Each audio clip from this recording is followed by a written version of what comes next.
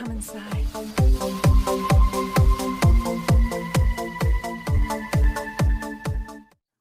السلام عليكم ورحمة الله تعالى وبركاته. soo noqdo wanaagsan saaxiibayaal waa mar kale iyo walaalkiin Sahil Absitan. Maanta waxaan rabaa inaan ka hadalno qaabka loo delete gareeyo Facebook-ga ama aad deactive ugu dhigi lahayd Facebook-gaaga. Dabcan waxaad hore usoo samaysay Facebook-yo fara badan kuwaasi oo ay ku wareeraan asxaabtaada mararka qaar markii ay doonayaan inay kusoo darsadaan amase ay kusoo raadiyaan. waayo Facebook-yo fara badan oo hore aad u samaysay awgeed lagama dhex aqoonsan karo midka saxda adigoo aad leedahay. Marka si aysan taa mar kale san u dhicin waxaan ugu talagalay cashirkan inaad ku barato qaabka loo delete gareeyo Facebook aadan doonayn oo aad hore u samaysay sida aad u delete lahayd. waa wax yar oo fudud ila soco kaliya. inakeen hadda waxaanu aadaynaa browser ma soo fur. marka aad Facebook-gaaga soo gashid waxaad doorataa xagga falaarta yar ee hoose midda klik ku dheh. klik markaad ku dhahdo dabcan waxaa kusoo baxaya optionada kan. waxaad ka doorataa settings markaad doorato waxaa kusoo baxaya information-ka kan. waxaad imaadaa marka xagga ay ku qoran tahay your Facebook information.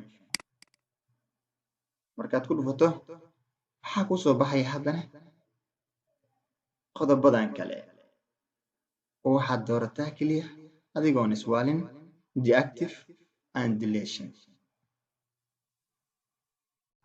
dabcan markii aad doorato deactive and deleting waxaa kusoo baxaya labadan option. wuxuu ku leeyahay optionka koowaad oo hadda aniga ii saaran yahay ma waxaad rabtaa in aad Facebook-gaaga qaab temporary ama qaab ku meel gaar ah aad ugu saarto Facebook. qaybtan kalena uu leeyahay qaybtaas waa asiga dhanba gebigiiba hawada ka saar. kolley aday ku jirtaa optionskaad doonayso mid ka mid a. anigu marka hadda waxaan dooranaynaa sidii aan hore idinkugu soo sheegnay qaabka loo delete gareeyo asiga dhanba hawada looga saaro. waxaynu dooranaynaa midda hoose midaasaa noqosaysa continue leedhabis. markaad continue tiraahdo waxaa kusoo baxaya optionskan. wax ka bedelin kuliya suurada iyo waxaa ma ku delete gareeya waxaa la yiraahdaa deactive ma ka dhigaa waxaasna iska daado ha dooranin delete account si toos u dooro. waxaa kusoo baxaya daaqada tan. anuu hadda Facebook-gan waa midaan ku baraatikeynaya midaan leeyahay maaha. marka passwordka iska gashanaynaa. passwordka wuxuu ku weydiinaya waxay tahay haweeye in la hubiyo inaan qofkan adiga tahay iyo inuu qof kale yahay. markaad geliso passwordka waxaa kusoo baxaya digniinta tan taas oo ku leeyahay haddii aad 30 maalin gudahood aadan kusoo gelin ciwaankan amase aadan kicin daba waxaad ogaataa in si toos ah loo delete gareey doono hawada laga saari doono dib dambana uma shaqeynayo. marka delete-keena ku dhufo marka delete account delete markaynu dhahno waxaad aragtaa isla markiiba in uu maxaa la yiraahdaa log out ku sameeyo. wax la yiraahdo qaabkan fudud ayaa loo delete gareeyaa.